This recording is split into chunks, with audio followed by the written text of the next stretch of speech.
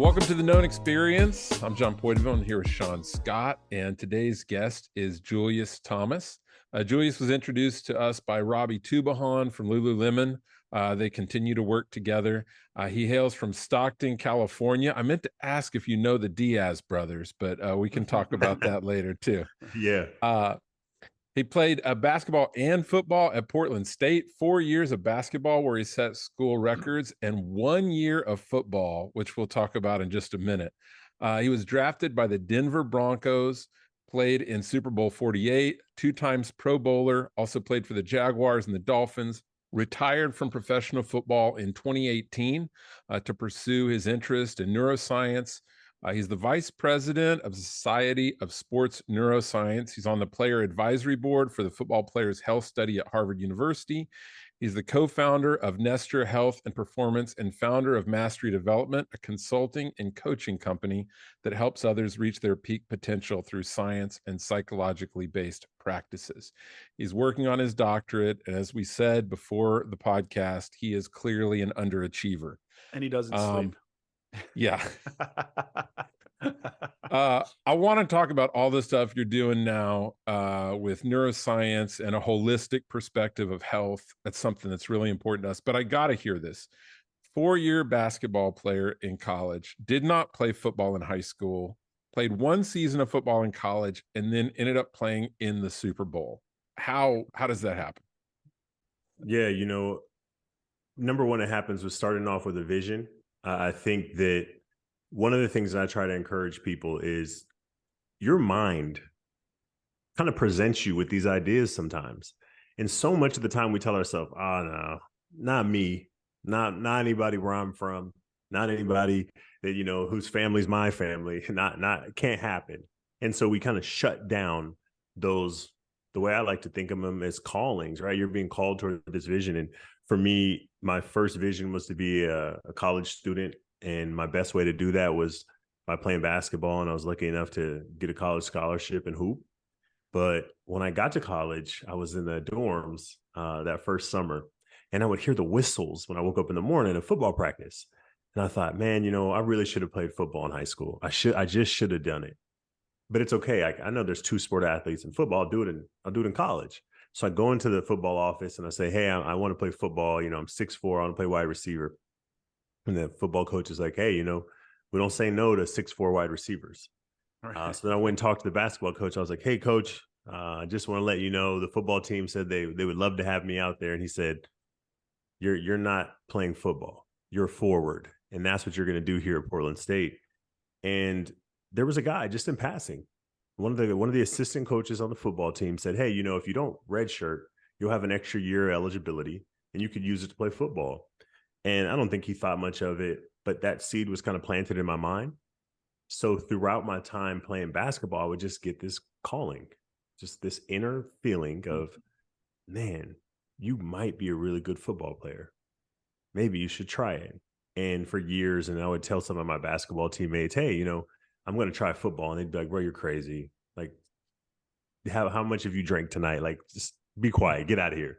But when I came to my senior year, I knew that that was going to probably be my last year playing basketball. So I walked into the football coach's office again, new coach, sits me down. He says, what's going on? I said, hey, I want to play football. He says, well, if you're serious, you'll show up to our first spring meeting. And that first spring meeting was 2 weeks after our conference tournament in basketball. And I showed up to that first spring meeting and decided that I was going to give spring football a chance. All right. You're going from playing basketball to getting hit by large guys. Was that a bit of a shock to the system? Switching from basketball to football was one of the most challenging things I've ever done in my life. It was a challenging physically, it was challenging emotionally and mentally, but it was also a challenge from a skill perspective. Like I went from being senior captain, knowing everybody's position, knowing all the things that I needed to do. I had some skill deficiencies in hoop. Yeah. Don't let me overstate how good I was. There was a reason I switched. But when you show up to football, that you haven't played football since 8th grade, I don't know anything. I don't know how to put the pads on. Right. I don't know the words that they're using. Right. I for sure didn't know any of the techniques. And I thought I was going to play receiver. And they were like, no, we're going to put you at tight end. So then I knew I had an entire other part of the game to learn. So I really, really struggled for my first 2 weeks. It was very hard on me to adjust to a different culture. I didn't feel like I really fit in. The way that I looked and approached life and things were similar from all being young men, but the way the football players think is a little bit different than the way the basketball players think and behave. So everything was all at once. It was very, very challenging for me in that first couple weeks. Yeah. So Wow. so kicking it back is, did you kind of always approach life as, maybe like problem solving, right? You're in the world of science now, so you're obviously good at kind of breaking it down, understanding the big picture. You're in psychology as well, but was that something from your parents, or was this kind of like a love, this idea of tackling challenges and figuring them out, and did that go back to them, or was that this new approach for you? Yeah, that's a very good question. And I know it wasn't an intentional approach to life. Mm. Like I wasn't, okay, how do I take on big challenges and how do I overcome them? I think for me, I was very survival minded. I just wanted to survive. I just wanted to get to the next rung in life. I wanted to get to the next cliff that I could get finger purchase on and pull myself up, and then I'll figure out what to do when I got there. But I have always had this intellectual hunger. Like I like looking at things, trying to understand things. I like to think deeply about things. So I wouldn't say that I really had this challenge kind of mentality that I have now. At that point in my life, I had a calling. And I'm a person of faith, and I believe that like sometimes there's this thing knocking inside of you for a reason. And I didn't want to be the guy sitting on the couch with your friends and family around going, oh man, I could have did that. Oh, watching the game. Oh, look, that could have been me. And so I told myself, just try it. What's the Yeah. worst that could happen? It Right. doesn't work. And then you can just go on to whatever life brings to you next. So I didn't want to live with the regret. So I stepped into it. And like I said, it was one of the hardest things that I ever done for those first couple weeks. But over time, I started to figure it out. And then I really started to get this second attempt at developing who I am through challenging circumstances. The first was becoming a basketball player because I wasn't good at that either when I started. I was like a freshman on the end of the bench of the freshman team, and then had to climb my way up that mountain. And then I was like, all right, well, football is just a new mountain to climb. Go climb it. But then this time I had more wisdom. I had better skills and habits. And so that really helped me to get through this extremely steep learning curve. I like you said, you thought what's the worst that could happen? Because that was something that was shared with me once that just is a game changer, right? Like most decisions, the worst that could happen is you have a great story about how you tried this crazy thing and it didn't work out. But that I think that can really, that mindset can really, if you don't have that mindset, it can really close a lot of doors before you even get the chance to walk through them because you just decide it's not for you. Not me, not somebody where I'm from, Yeah. how, what. We do it mentally to ourselves all the time. Yeah. So I want to get to what you're doing today, but I do want to go back to one thing. Tell me about like where you're from and what that was like growing up in Stockton. What was it like for you? What possibilities did you see for yourself in the world?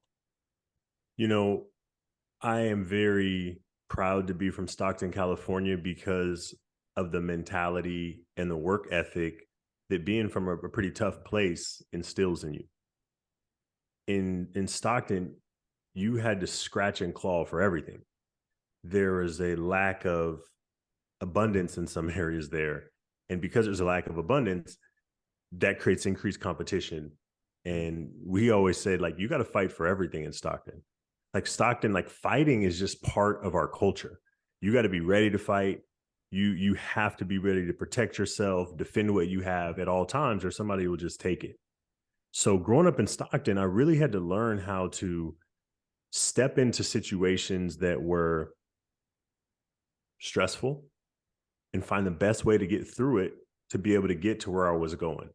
And that could have been something from, how do I walk from one neighborhood to the next neighborhood? and how do I navigate, you know, some of these groups or gangs or people in between, all the way to, you know, when we get home from school, you know, our parents aren't there with fresh cooked meals sitting on the counter for you. How are we going to go eat today? Like, do we got to walk to somebody's house and, you know, they have some food in the cabinet, so we're going to go grab some of that, eat there, then go somewhere else?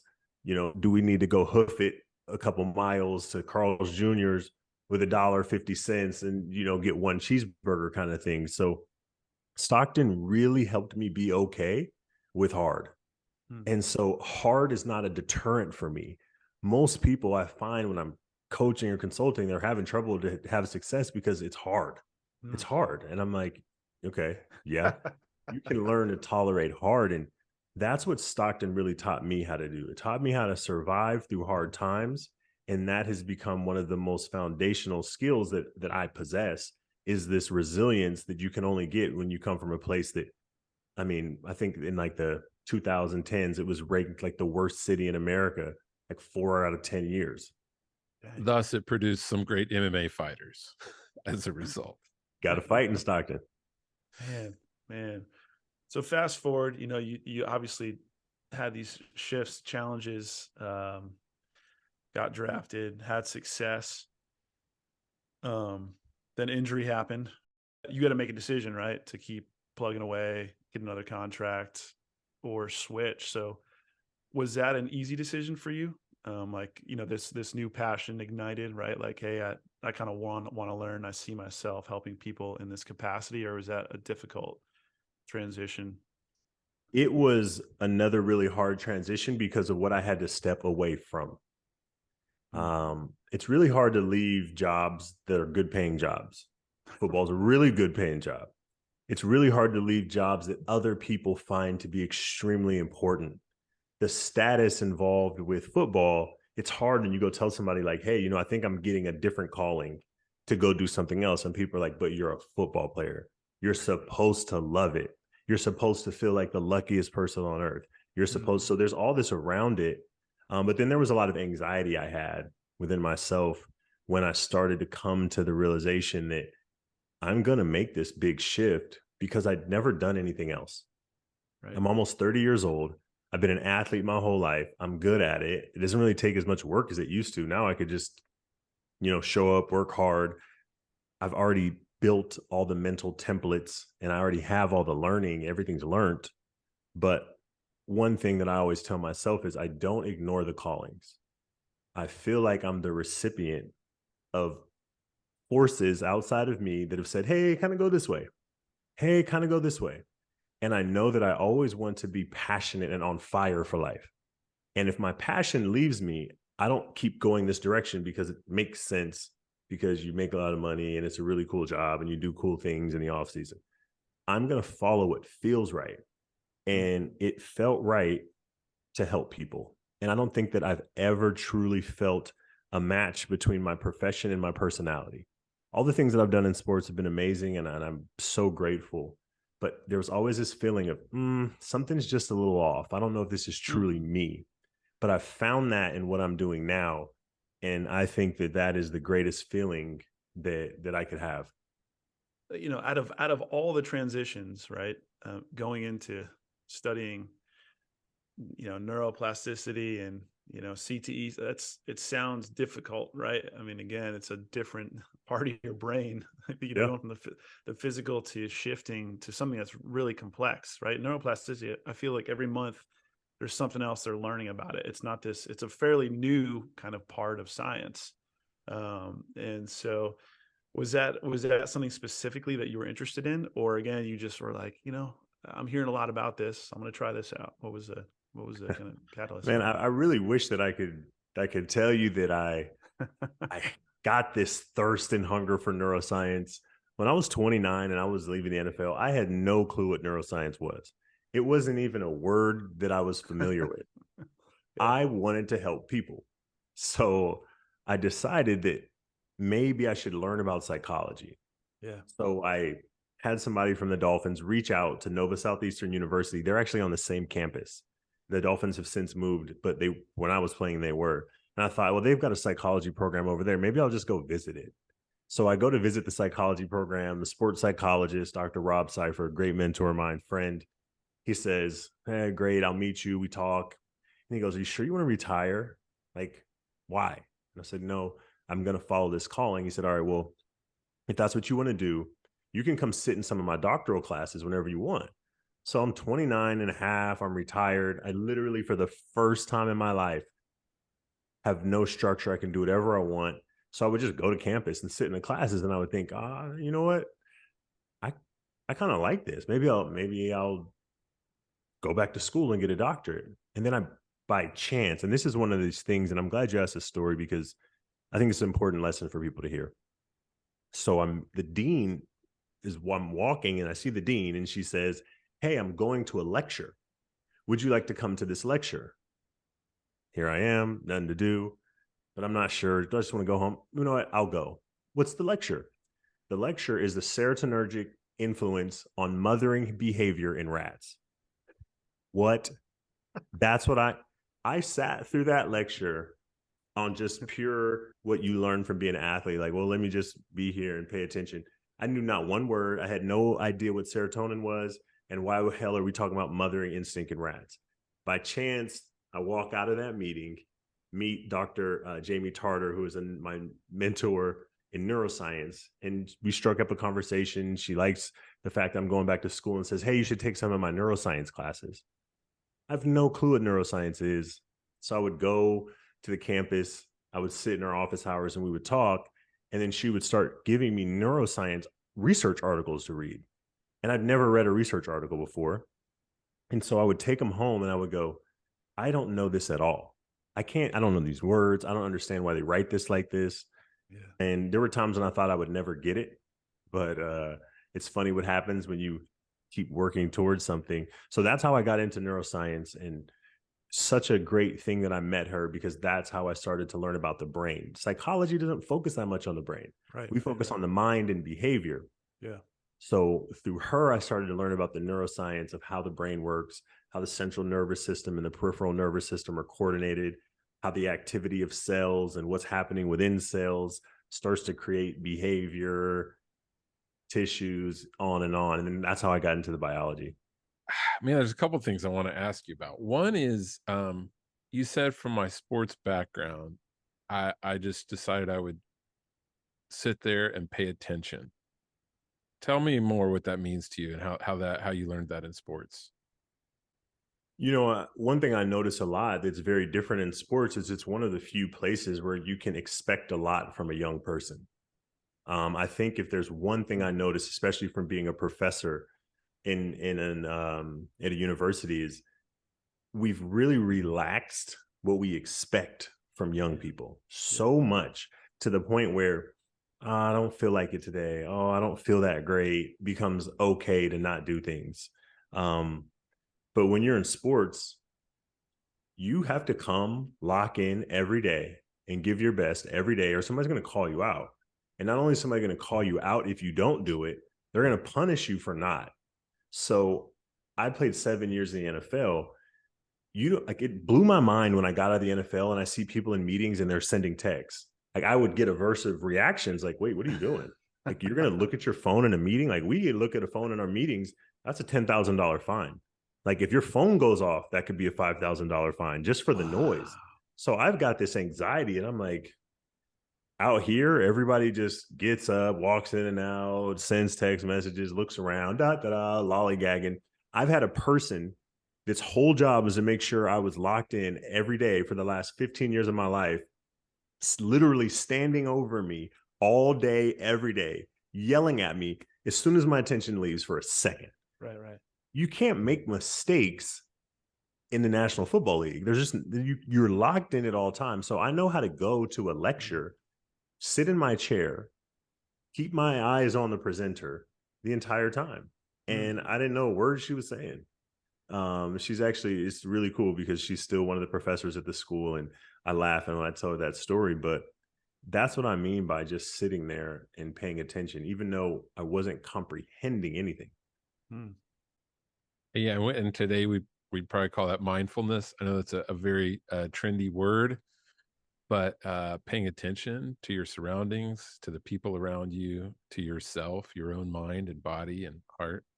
I love the holistic perspective on health, and we talk predominantly to men on this podcast. Um, when it comes to the mental, the emotional, the physical, I mean, some people would add spiritual into that. Mhm. Where do you see men really needing help or needing to be guided in all of that the most? Um, so I'm such a big believer in these three, I call them buckets of wellness, or these aspects of health: mental, physical, emotional. I understand the way each bucket works together to allow you to function at your best on a day in and day out basis. And when I think about men, I think about one of the more at risk populations of people, right? If like I just zoom way out from a health perspective, men are at risk, like cardiovascular disease, strokes, right? Like these are these things that we get and we don't often like to talk about. So for me, I think, what do men need the most? Health education, right? Like, don't tell men what to do. Start to teach them what's happening. And then they're going to start to come up with the solutions, and they're going to start to try to solve their own problems. Simple things like getting a blood test once a year, going to get a doctor, going to the doctor, getting a checkup, learning how to eat nutritious diets, learning what sleep is and why it's important. I didn't know why sleep was important for so many years. I was like, whatever. I had a high school coach that used to always say, you only need to sleep 4 hours a night.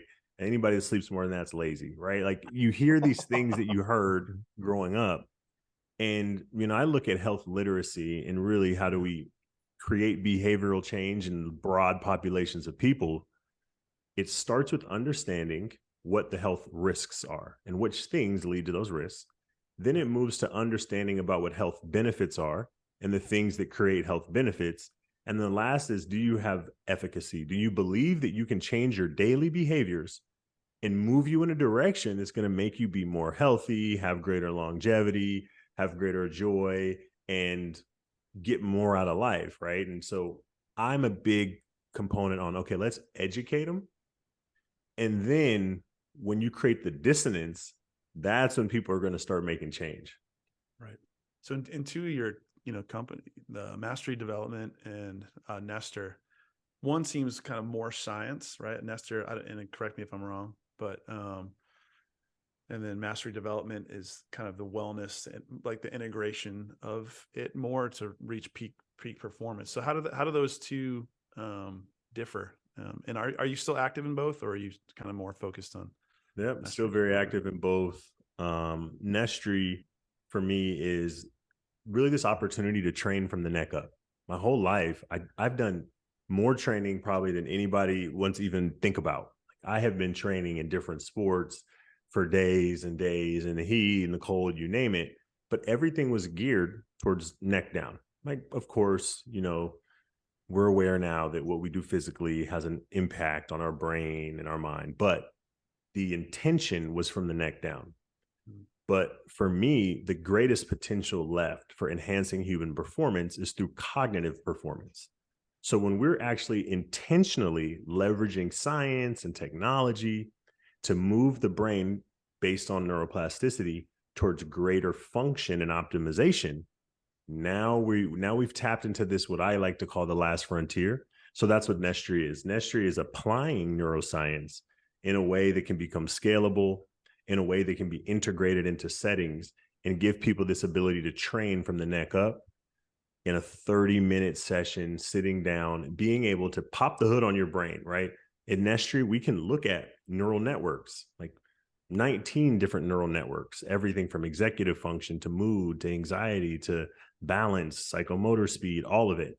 And then you can see, compared to your age-based norms, how well your circuits are functioning. And if you choose, then you can train it. And for me, that's fascinating.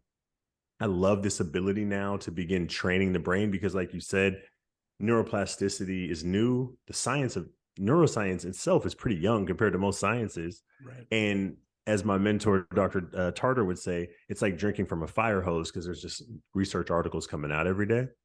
So that's really Nestry. And then mastery development, it's my calling. It's when I was sitting there in that football locker room saying, man, somebody should really help that guy. Man, like we say we're family, but we see that his life behaviors are looking risky. We know that the long-term trajectory of that is going to be rough. Nobody's helping him. And then one day something inside of me went, why are you always telling somebody that they should be helping? Why not you? You're the person that sees it. So then I get into graduate school and I'm sitting there and I'm studying all this psychology, but then I've got this neuroscience over on this side. And I go, well, I'm never going to fit in just the psychology box because I've done more than that. I see the world different than that. So then I've got this performance background, this psychology discipline that I'm learning, this neuroscience discipline that I'm learning.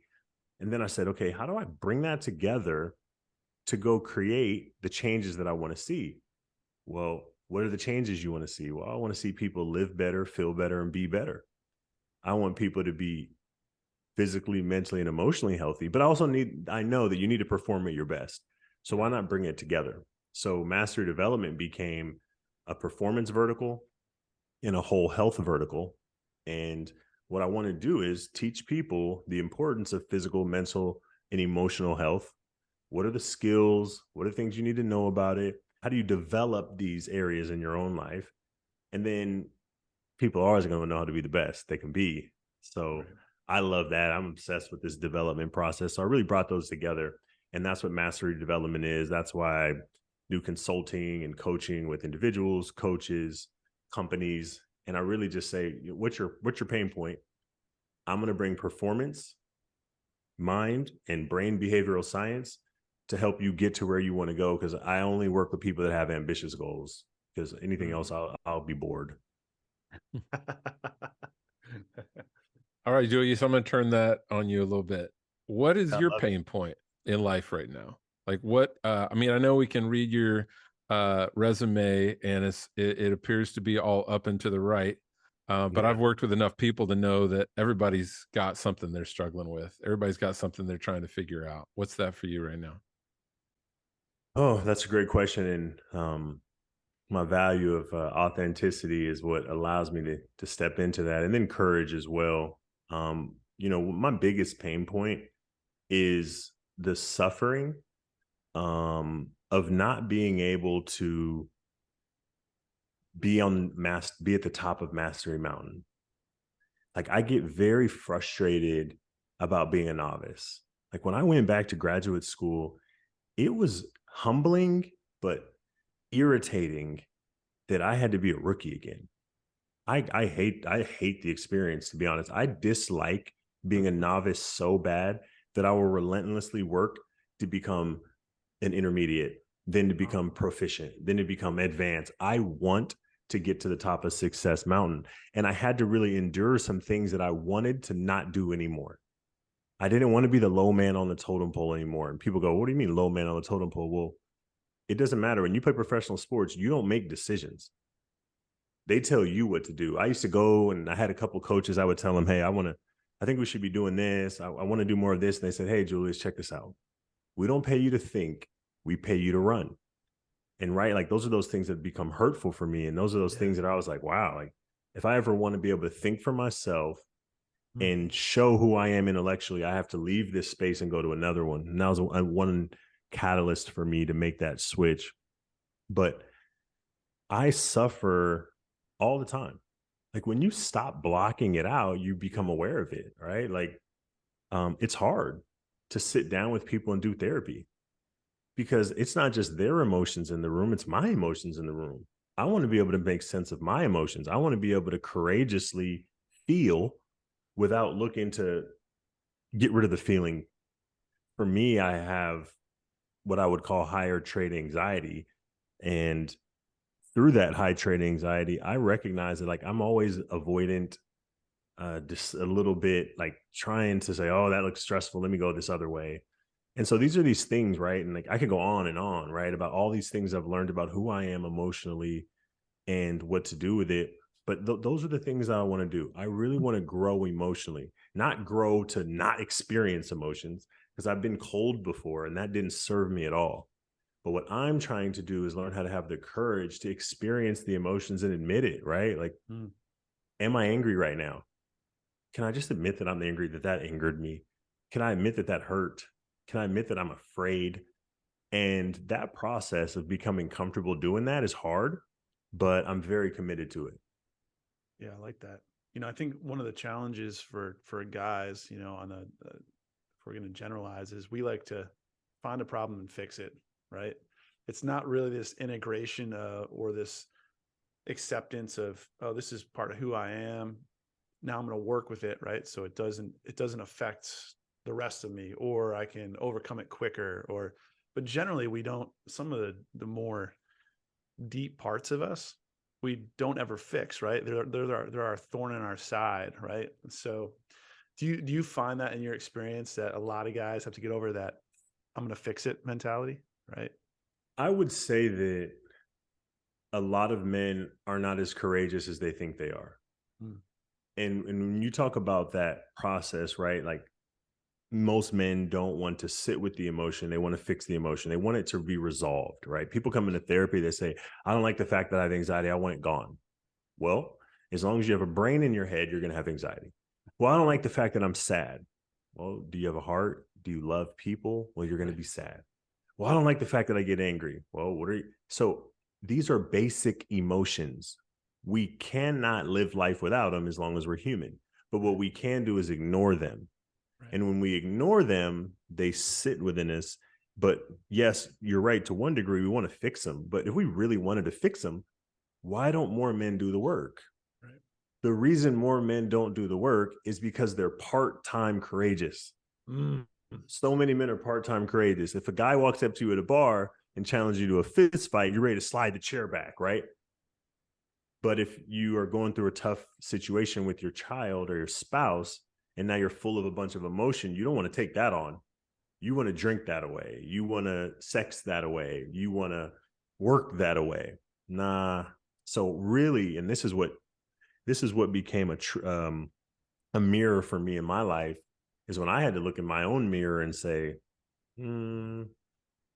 have you put your work in emotionally and mentally, or are you scared to do it? And the truth is, of course, I was scared. Well, I don't want to go dig up some past pain. Well, I don't want to go sit in sadness. I wasn't taught to do that. I grew up as a man in America. You know, you and the boys go out drinking, you talk about life, and then it's supposed to be resolved, but it's not. And I like to go challenge people. When I speak and when I come into spaces, I challenge you to do it. You want to fix the emotion, fix it. But you're not going to fix it those ways. That's unhealthy coping. Right. This is the way that it gets done. Part-time courageous. I like that. I know. That's good. You mentioned that you're from a faith background, and Sean and I both come from a pretty traditional faith. But something I've seen more in the last, I don't know, 20, but especially the last 10 years is what I would call spiritual bypassing of the things that you're talking about. That we try to fix them, or we try to tell other people to fix them. You just need to pray more. You just need to read the Bible more. You just need to change your mindset, right? Yeah. And I don't know about anybody else in the world, but that wasn't really working out for me. For these big things, like Sean says, that we wrestle with our whole life, and we can't get to the bottom of them. What would you say to anybody out there that has kind of seen it like, well, I don't need that. I don't need the mental health help. I don't need the therapy. I don't need to get into that, because I just need to, like, get my willpower straight and just choose to do the right thing. Tell us how that's been for you, because it sounds like you're just as equally deep into the psychology clinical side of it, right? So what would you say to those people? I think I'll break it into two, and I'll first start with the spiritual component. And most people just don't read their faith. Like, if you ever actually take the time to read your faith, you are going to be astonished by how what you thought faith was changed. There's a verse that I say all the time. The Lord said Jesus Christ was made perfect through suffering. stop. Do we really think about what that means? That means the Lord looks at this the lamb that didn't deserve to suffer and said and he was made perfect through suffering. So what's your relationship with suffering? Flip through the actual words. I'm pretty sure that every disciple was killed, many beheaded. Like, actually, like, read David's story, right? Like, he suffered in fear in caves, running for his life from Saul for years. Being a person of faith does not remove suffering from your cup. In actuality, suffering is good because it brings you to the doorstep of the things that you need to confront. And so many of the times we just want the emotion gone. We don't want to go through the door that we need to walk into to confront what's been deep down inside of us, right? We'd rather be coward. Like, I have this visual in my mind that there's these younger parts of me, young Julius, that was in this really scary situation or traumatizing situation that he couldn't control and he couldn't resolve the way he wanted to. And so that me is like huddled up in some little corner somewhere, waiting for the adult me to extend a hand and say, bro, it's good. Like, we're not 8 anymore. And that person that did that to you can't do you like that anymore. I got you. Come on out. And then you're going into your inner addict and you're cleaning it up and you're making sense of who you are and what you've been through and you're accepting it. And that's your maturation. This whole purpose for people of faith is to be here on this earth to mature spiritually. It's gonna take suffering. Mm-hmm. You've taken more than just a faith path in order for suffering to transform you. Correct. So for the people that have not embraced this other part of the path of the clinical help and the growing and understanding yourself and seeking help for transformation on a clinical way, how is that different than just the spiritual help? You know, There's some nuances there, and these things overlap so much. Like, we like to put them in these little categories. It's so hard to separate psychology from spirituality. Some psychologists in the past have been like, you just can't. And some that aren't spiritual are like, absolutely, you never need spirituality for anything, right? So bias is weaved in there. But the difference, I would say, between psychology and spirituality is based on beliefs, and psychology is based on treating illnesses. So there's a different flavor to it. There's a different approach to address those things. So, like, right, so say you come to me, right, and you sit down, you say, John comes in, he says, hey Julius, I'm burnt out, me and my wife were struggling, my relationship is strained with my kids, and I don't really have any joy or passion for life. John, you and I are going to spend the next hour every week for the next 6 months, and we are going to confront what you're struggling with emotionally together. And so really that's what the clinical side is. The clinical side is saying, I've tried everything. I'm at my point. I can't do it alone, and I'm ready to admit it. You help me. The spiritual side is, I've tried everything on my own. I'm done. I'm on my last thing, and I'm ready to admit it. God, help me. And then how you go about it is different.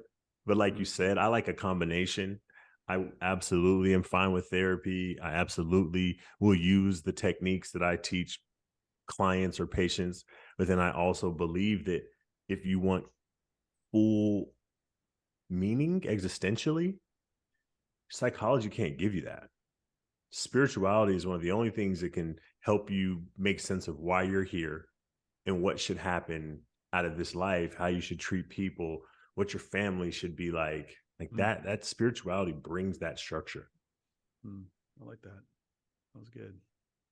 So working with, highly ambitious people like you do now, from the outside looking in, is it challenging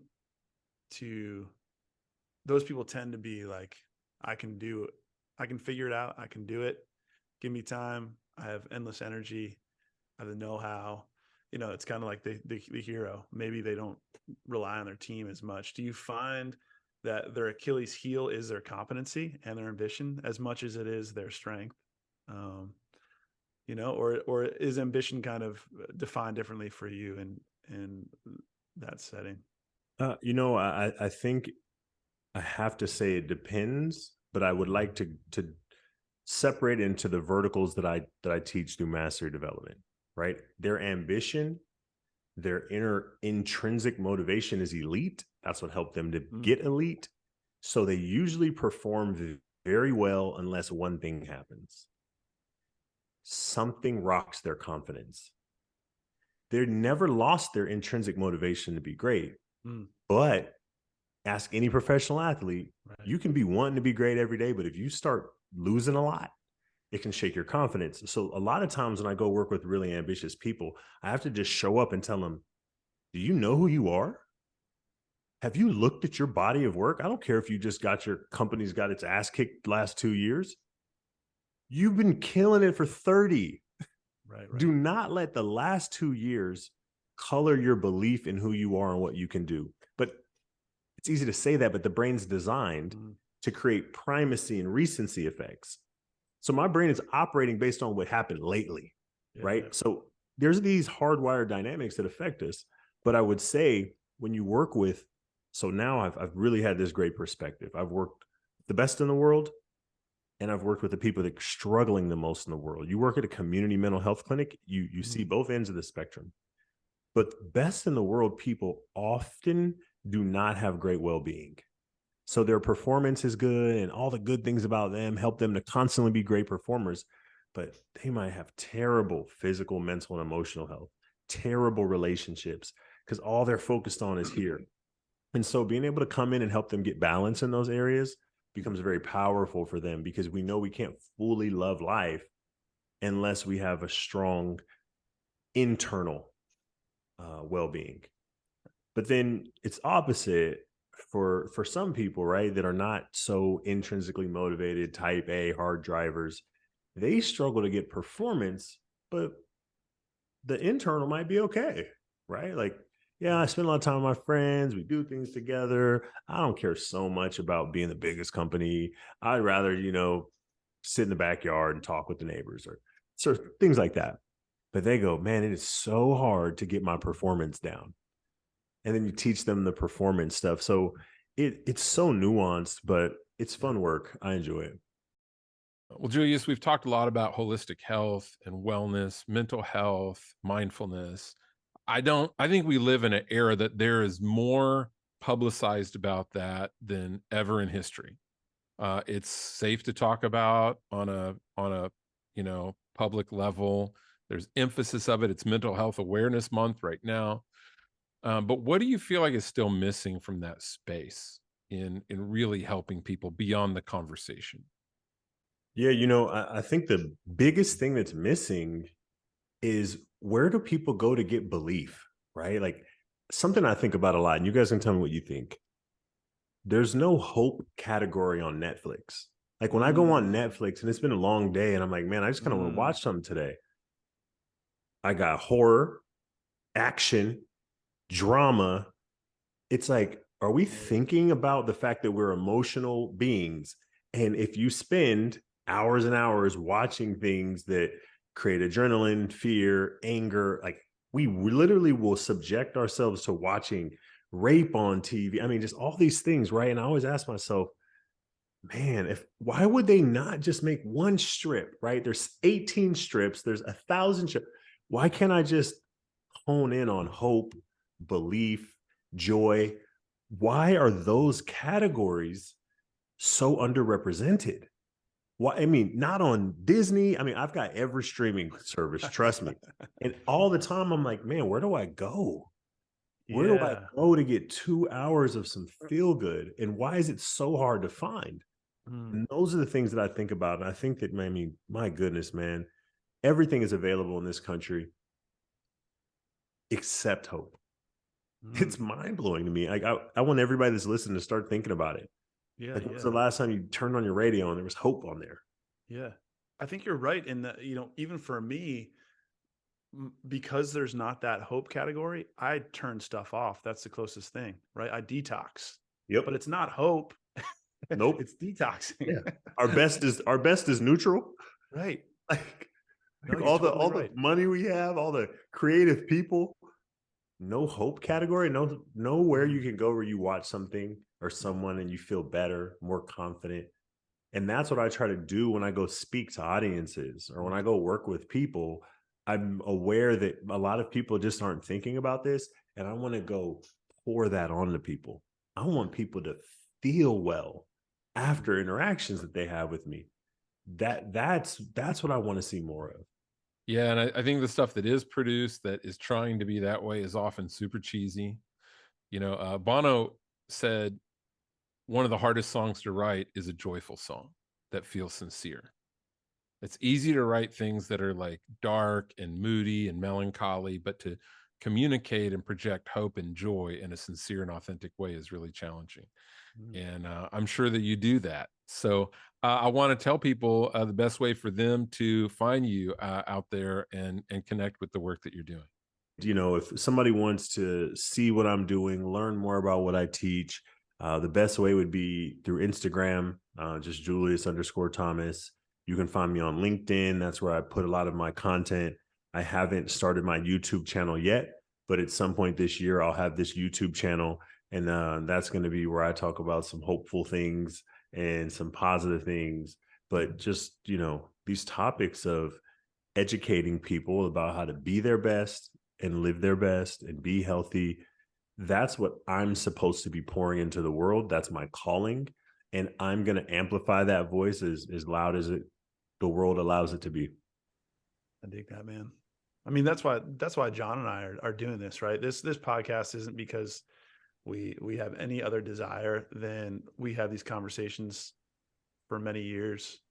We're like, man, whoever will listen, right? If it's 5 guys, if it's 50, it does. Yep. I mean, for them to really tie into this experience, and if it breaks them open, I mean, that's worth every bit of time we put into this. I commend you for that, and I could not agree more. And I love the word you said, break them open. Right? Like that is what men need. We need that something to create a shift in that fissure, to vent all these stuff that we've been taught to just internalize. Yeah. You used a couple words earlier that are in our core values, and those are courage and authenticity. And it takes courage to be authentic and to be honest with the people around you, be honest about how you feel, even to be willing to discover how you feel. So thank you for the work that you're doing. We feel like it's right in line with what we're doing. And thank you so much, Julius, for your time today. And everybody else that's listening, hang around. We'll be with you in just a few seconds for After the Interview.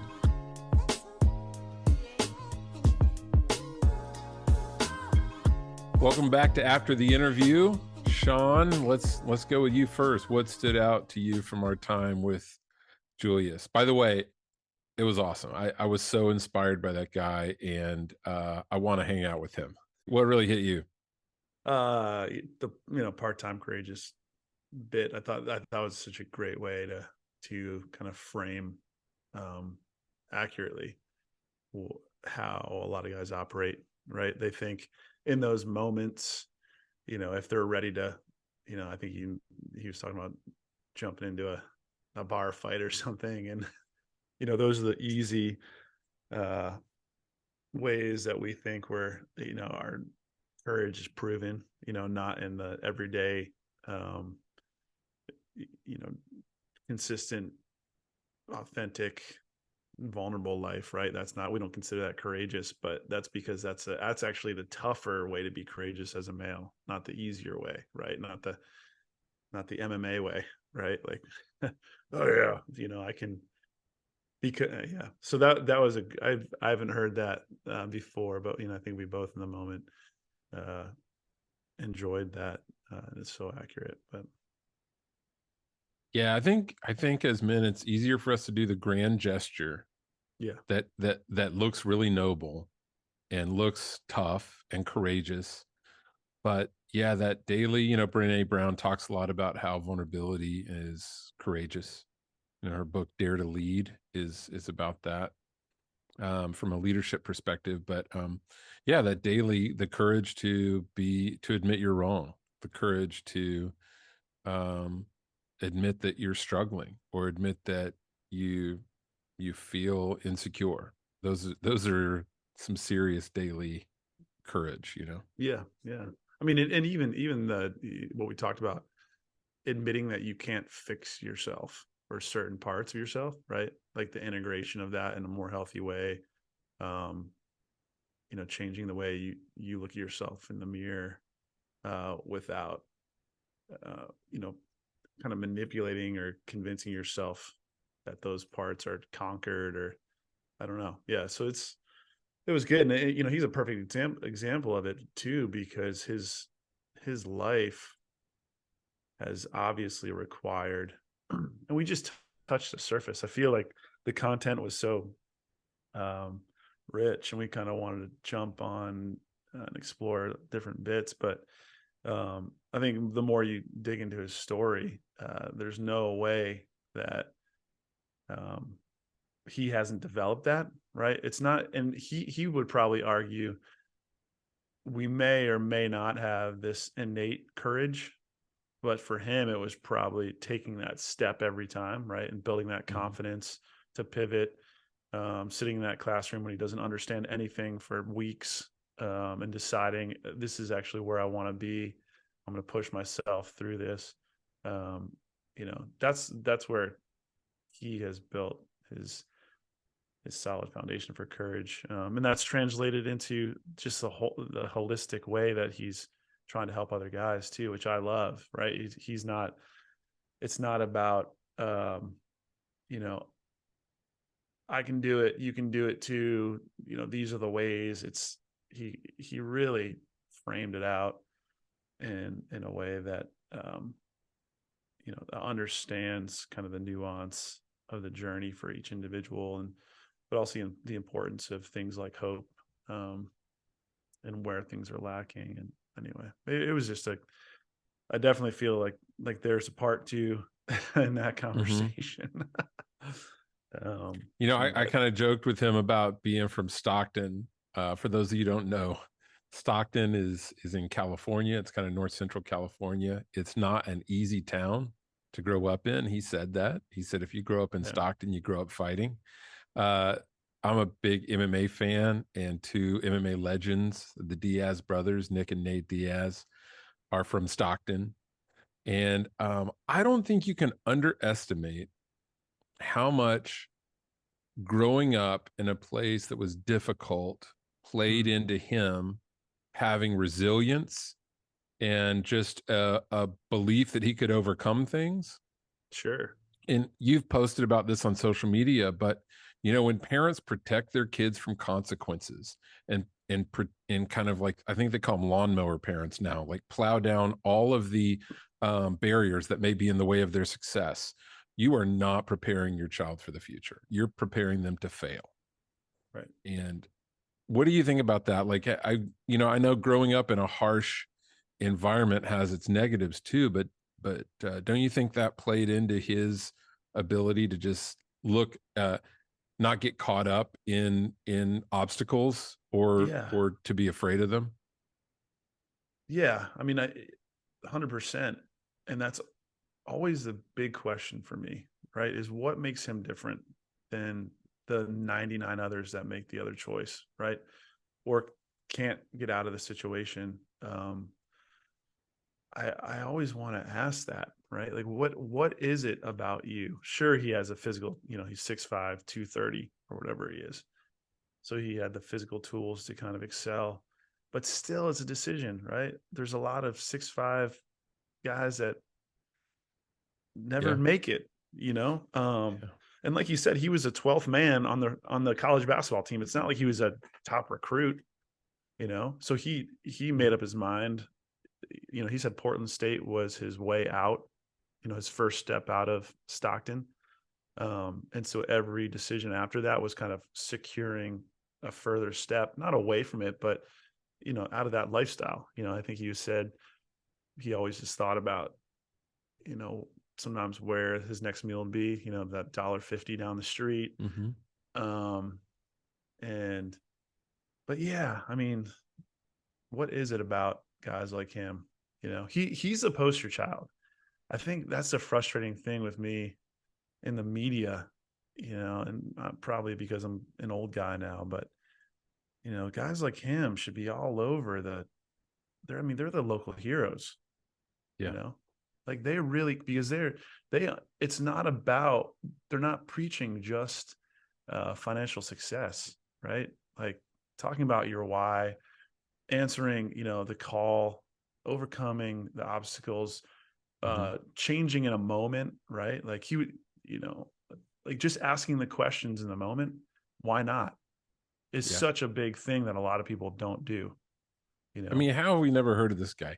He played 1 year of college football in It's 1 absurd. year and went on to play for 7 years in the NFL, play in the Super Bowl, 2-time Pro Bowler. You're right. Like, we need to deconstruct more about this guy's life. I'd love to know about his parents. I'd love to know about his upbringing. Like, who are the people the mentors that inspired him to be this way? I don't think a person like this is developed like outside of other influences, right? There's people that helped instill this in him. Yeah. Yeah. I mean, I just watched the movie Air. Have you watched that yet? I'm going to see it this weekend. Oh, cool. Yeah. I mean, Michael Jordan's mom, right? She was a killer. Yeah. Like when you watch that movie, you're like, that's where Michael, a part of what established him. And yeah, so for Julius, it would be interesting to talk to his parents, and see, but, yeah, why not? And I think that what I love too is people tend to be either real into their emotions and gut and the calling, right? But it's almost like this whimsical emotional drive that can drive them off the edge, right? They make really bad decisions because they're always just the wind of the calling. Right. Just calling that they feel called to do things that everyone around them realizes they have no talent in. Right. And shouldn't be doing. But he's the guy that again puts the work in, but in that moment also understands, he trusts that intuition to make that, maybe it's a drastic change, and really pursue it. But he's committed to that, right? Once he makes that decision, it's not like a couple weeks and if it doesn't work out, he's out, right? So there was just a lot of things that I would love to hear, like, what are things that you felt that intuition towards and you failed at? Like, what are some of the biggest failures in your life? We talked about your highlight reel, but yeah. I've loved what he said about having to pay attention in athletics. Right? Yeah. Thank you for bringing that up. Yeah. Yeah. Like coming into meetings with people and they're like on their phones, they're not talking to each other. And he's like, instantly, man, I would have been. Yeah. I mean, now it's really frustrating. I'll have some meetings and you might have someone's undivided attention for 15 minutes. And then you see them flip over their phone or look at their watch, or, there's a very small window, but and you think of athletes, right, as these dummies. So it kind of switched that in my mind, like, oh, maybe I should respect the intellect and the discipline of a lot of these guys more. I think the same about the military, like the leadership training these guys get and the discipline that is really forced on them. Right. It's the same with athletes too, right? I think we've become afraid to ask much of people in the workplace, right? To say, hey, this is what it means to be a part of this organization. So if that's not a fit for you, then, I mean, where he was at, you get fined, right? Thousands of dollars. Right. Can you imagine that? You're in a business meeting. Sorry, it's a $2,000 fine. You looked at your phone. It'd be a lawsuit. Yeah. I will say this is kind of a sidebar, but a little humble brag too. The other night I went to see Bono in New York City. He did a one-man show at the Beacon Theater. Which he led. It was just him and a couple of musicians for 2.5 hours, no breaks, no intermission. Really? But it was one of these shows that they force you to hand over all your smart devices. I had to give them my smartwatch and my phone. They put it in a container that's mag locked that I carry with me, but I can't open it. And as you're leaving the show, you hand it to them and they unlock it for you. And man, I love to take pictures at shows. Yeah. Too much so. Right. And now I wish every concert did this, because the amount that you are engaged because of not having those, even the opportunity for those distractions. Right. You're not even wondering if your phone just buzzed in your pocket or not. It was awesome. So Simon Sinek talks about that, about having like a no phone, no laptop policy in meetings. Yeah. Right. I think we could start there. Right. In the workplace. I thought you posted some pictures of your Bono. I did. At the bottom of the posting, I said, full disclaimer, these photos were stolen from the internet because I wasn't allowed to have my phone. Oh, I didn't get that far. Yeah. Whoops. Yeah. Wow. But no, I think, you get into a meeting and people got their laptops open and you don't even know if they're working on what the meeting is about. Right. No idea. Right. So I think that's a fair thing to do in meetings. A little off topic, but right. Yeah, good stuff. Yeah. Anything else that stood out to you? I definitely want to spend some more time hanging with this guy. Yeah. Moving into this next season for me, I emailed him a thank you afterwards, and I was like, we might need to talk more just on a professional level, right? Taking over the 88 employees is going to be a lot, right? And I haven't done any like real kind of intensive of that type of work in a while, because speaking of people saying yes to something that they've never done before, Sean, why don't you just go ahead and tell everybody what you got going on in case they happen to be in Durham, North Carolina? Well, but I have done it, just a smaller scale, I think. But spill the beans. Let's do it here. World premiere exclusive. What are you doing, Sean? Yeah. So, I've been spinning my wheels for a while, but I found a business that I'm really excited about. It's, a restaurant, bakery, coffee shop, a couple locations, but there's 88 employees. It's a behemoth of a business. The owner's retiring, and so I'm about a month from taking over operations, and it's going to be a challenge because I've only managed 25 employees before, about 50 from a distance, but we had a general manager that kind of handled the outliers. So yeah, I mean, it's one of those all-in propositions, right? Financially, all the cards are in. So if it tanks, I'm hosed. I mean, how many square feet is the main location? 10,000 square feet, 3,000 outside. 10,000 square feet. Nice restaurant, cafe, bakery, coffee shop. And other than the coffee shop, I mean, talk about courage. 80 something employees. And other than the coffee shop, pretty much everyone there knows how that place runs better than you do. It's correct. Yeah, correct. But I think that's the beauty of this situation. It's really going to call me to task on how I first approach people, right? My job isn't to fix a company, right? It's already profitable. It's already running. So my job is to go in there and let the 88 people know that I value them and I want to know who they are, right? So, and that's going to take a lot of time up front, but we're going to do personality tests. I'm going to have kind of folders on each person. I want to know like what they love, so it's kind of putting into practice all this, right? Like your value doesn't matter if you're the dishwasher or the executive chef. I want to know who you are, how you tick, what you don't like here, be honest with me, what you do like.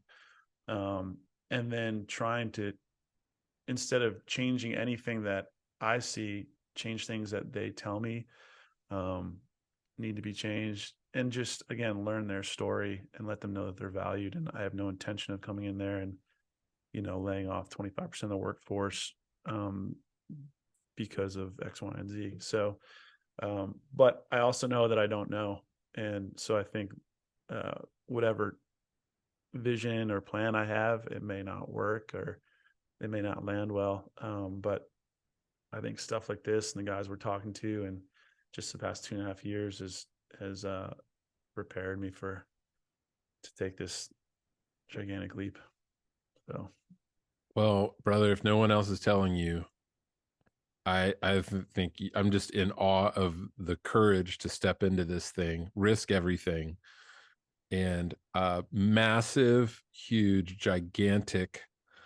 Is it cajones or carjones? You know what I'm saying? yeah.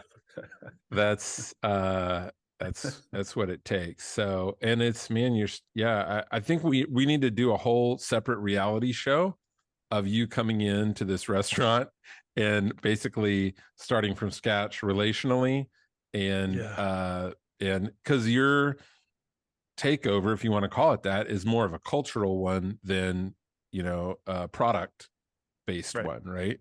Right. What's the restaurant called? I can't say that yet. It's still under NDA. You can't say that? Yeah, legally I can't. So it's in okay.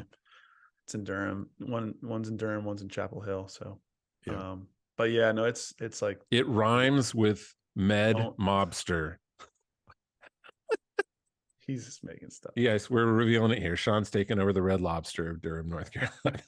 Yeah, right. Oh man. Yeah. Awesome. Well, I've completely diverted us off track, but thank you for sharing all that. I think it's a good comparison of having the courage to be a novice in some ways, In some ways, right. Yeah. So in some ways, but in a huge risk. So excited to come visit and see it in person. Yeah. So yeah. Well, buddy, that was a good one. Yeah, man. All right. Well, thank you again for joining us. Hope you will continue to join us. And I would love to hear any people that you would like to hear on this podcast. Email us either Sean at knownexperience.com, John at knownexperience.com. Would love to hear. If you've made it to this far in the podcast, you are invested. So we really want to hear what you have to say. But yeah, it's exciting. And, once we keep talking about it, but our trips have been on hold until I firm up this business plan. But once the close happens, it'll definitely, I can't wait to throw that out there and kind of invite some of these past guys to be on it. So it's going to be, it's going to be good, but yeah, man. Well, thank you, Sean, for being known. Thank you, Julius. That was awesome. And we do hope that this podcast is something that's helping you grow, like it's helping us grow. Like it's to be able to do these interviews every couple of weeks has been really a benefit to me. So that said, hope that you will continue to experience the power of being known.